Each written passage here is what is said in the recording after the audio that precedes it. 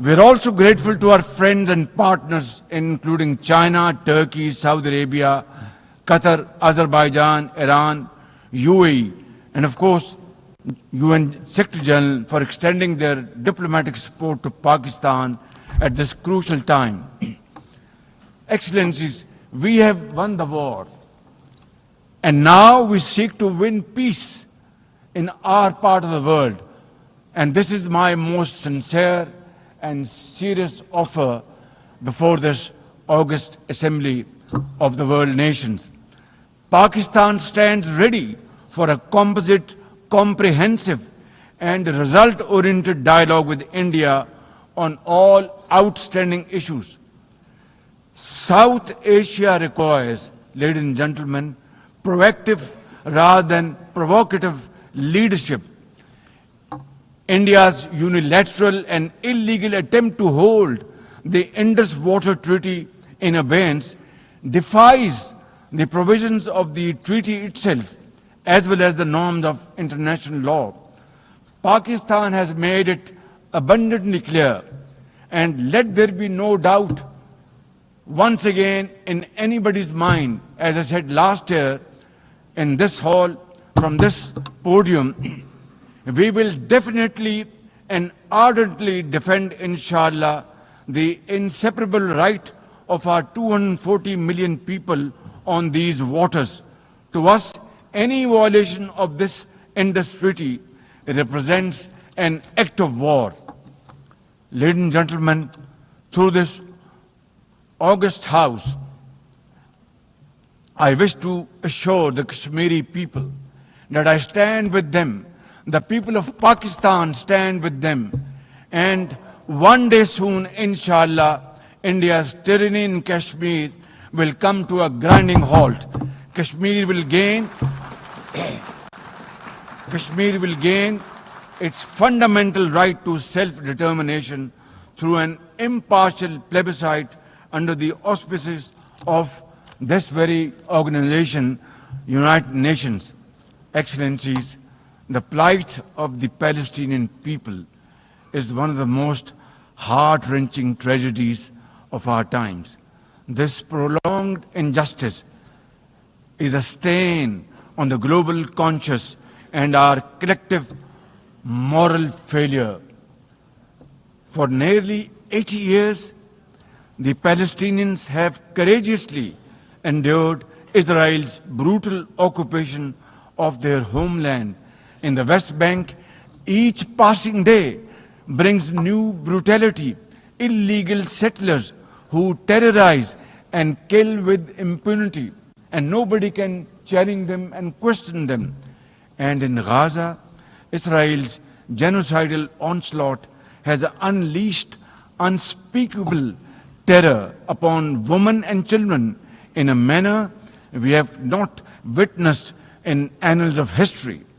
In blind pursuit of its nefarious goals, the Israeli leadership has unleashed a shameful campaign against the innocent Palestinians, which history will always remember as one of its darkest chapters. But speak we must, Madam President, we must speak, and speak loud and clear. Our words are too little, too late for Hind Rajab, a child, nay, a little baby. We have all heard her trembling voice on that phone call, which little Hind made as she struggled to stay alive under Israeli onslaught and atrocities. Can you imagine that little girl, Hind Rajab, as if she was our daughter? Can you imagine not having the compassion to spare her life? My agony and the agony of the entire Muslim Ummah, indeed, I think, the agony of all the nations on the planet is that we failed Hind Rajab, and she will not forgive us in this world and the world hereafter. As they say, ladies and gentlemen, the smallest coffins are the heaviest to carry. I, for one, would know for I too carried the tiny coffin of a 7-year-old Irtaza Abbas during the recent confrontation with India. He was only 6 years old.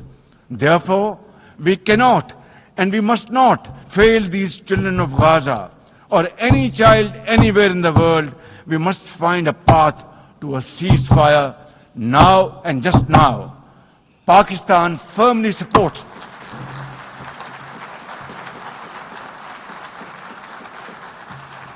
Ladies and gentlemen, Pakistan firmly supports the demand of the Palestinian people for the establishment of a sovereign Palestinian state with pre-1967 borders and Al-Quds Sharif as its capital. Palestine can no longer remain under Israeli shackles.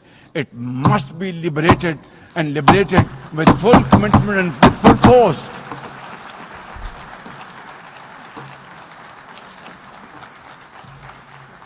Excellencies, as far as Pakistan is concerned, we were among the first to recognize Palestinian statehood in 1988. And now we welcome the recognition of the state of Palestine by a number of countries recently around the globe and urge others to also follow suit because time and tide wait for none.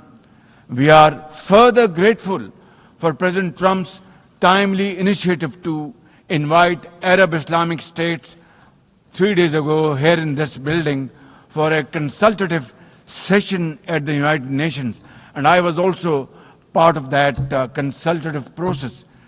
And I think, and I hope and pray to God that it has rekindled hope for a ceasefire in the nearest future, for which the credit must again be attributed to President Trump for this peace initiative.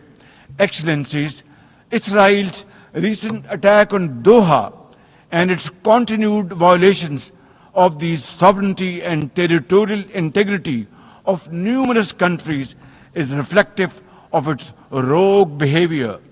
Pakistan stands unwaveringly with our brothers and sisters in Qatar. We also support all efforts for a peaceful resolution of the